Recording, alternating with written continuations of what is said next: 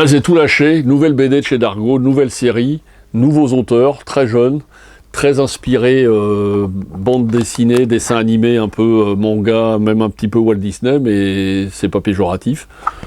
Je peux carrément vous dire que c'est à mon avis la BD de l'année, hein. La découverte BD de l'année, c'est à peu près le même choc que j'ai ressenti quand j'ai découvert il y a plus de 15 ans le Golden City, tome 1, de notre ami Nicolas Malfin.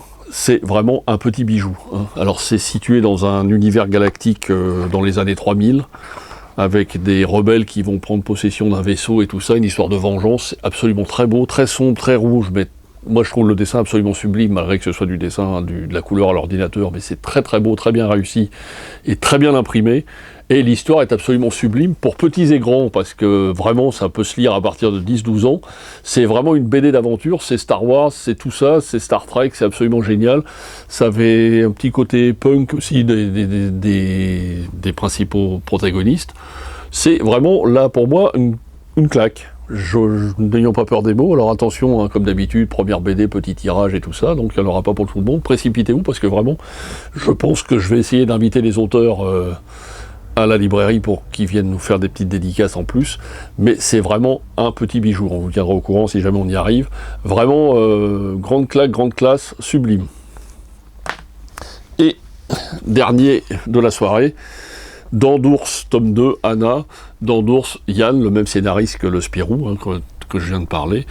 L'histoire de 3 enfants en Silésie dans les années 30, hein, 3 enfants impérables, Max, Werner, Anna, qui ont une grande passion, tous les 3, c'est l'aviation, et qui vont se retrouver imbriqués dans la grande histoire, hein.